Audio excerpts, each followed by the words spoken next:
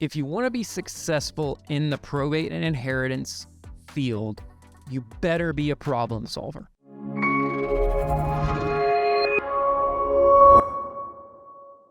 Hey guys, it's Brad from ProbateHouseGuy.com. So I am a real estate investor and I'm a real estate agent in Metro Atlanta, but I buy houses all over Georgia and even other states in the Southeast. And I specialize in the world of probate and inheritance properties. And I've gotten good at that by doing deals and becoming an effective problem solver. So every single deal that you do, whether you're a real estate agent and you're just doing the listing, or whether you're an investor and you're trying to buy the house, probate and inheritance deals are the most complicated deals out there, in my opinion.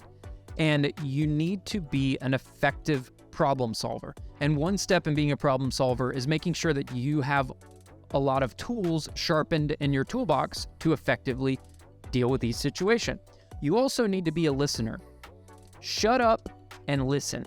If the seller's trying to tell you something, you need to shut up and you need to listen to them. And you need to listen hard. And they're going to tell you what their problem is. And you might have to probe a little bit. You might have to ask some more questions. But generally speaking, there is an underlying problem that needs to be solved. They have a pain point. Try to listen for the pain point. What is that pain point? It's not always obvious. Sometimes they say, oh, I don't want to sell the house because of blah, blah, blah, blah, blah, blah, blah. And it turns out that their deadbeat brother-in-law is like living in the house and they don't have the gonads to tell their brother, the brother-in-law, that he needs to move out. Or maybe they don't want to mess with it, right? You've got to figure out that problem. Maybe the problem is that, yeah, this person you're dealing with is the executor of the estate, but really their sister, their, control freak sister is actually the real person in charge, but they're the ones that were named in the will as the executor.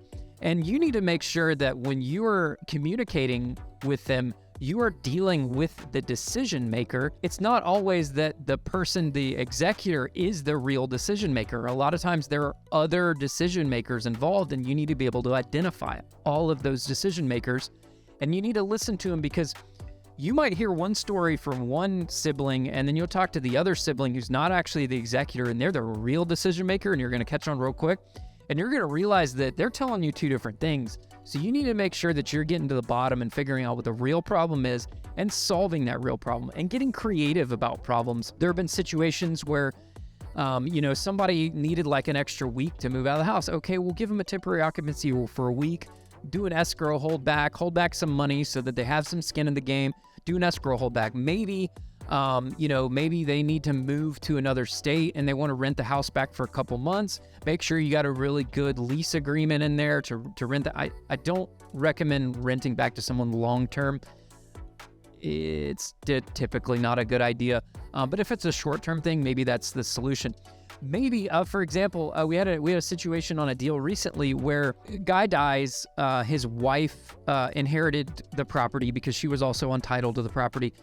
And then there was a stepdaughter. So her husband had a daughter from a previous marriage. That was his stepdaughter. That was his only child.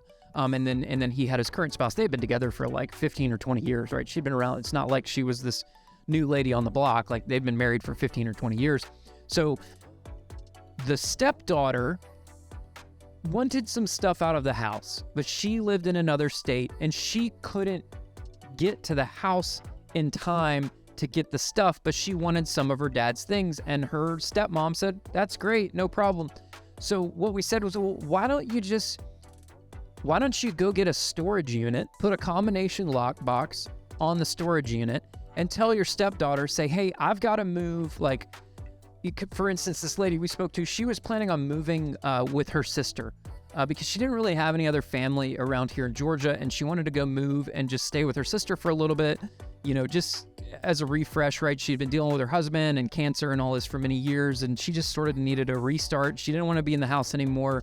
She just wanted to start fresh. So she's like, I'm going to go live with my sister, and she obviously doesn't live in Georgia, so but then she wanted to close like very quickly and move very, very quickly. And we said, sure, no problem.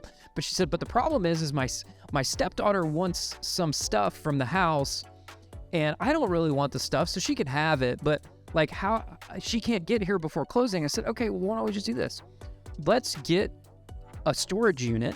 I'll pay for the storage unit for like 2 months or whatever. Typically, you know, storage unit places do like buy 1 month, get one free, whatever. We put all this stuff in a storage unit and put a combo box on it and let your stepdaughter know, say, hey, I moved all this stuff out of the house. It's in the storage unit here. The combination lock is X. Have at it. Stepdaughter was like, great, fantastic. Like, that sounds awesome, right? We solved a problem. So make sure that you're getting creative about solving the problem and being a better problem solver, and you will get better at doing these types of deals, because in real estate, inheritance probate deals are full of problems, and you've got to be able to solve those problems. So I hope this video helps you out a little bit. Again, I'm Brad from probatehouseguy.com. Just hopefully helping you become a better investor, a better agent, just a more well-rounded person with more tools in your toolbox. So thanks again, guys. If you do have a probate or inheritance deal that you are working on, you need a little bit of help, I've got a ton of experience in them. I've also got a great network of attorneys that I work with that help us probate these cases that we do and get these houses and these deals done. Click on the website. There's a link in the description below. Take you to our website. There's a web form there. You can fill it out, or you can pick up the phone and call me. Be happy to help you out. So thanks again. I'm Brad with probatehouseguy.com. Hope you have a great day. Bye-bye.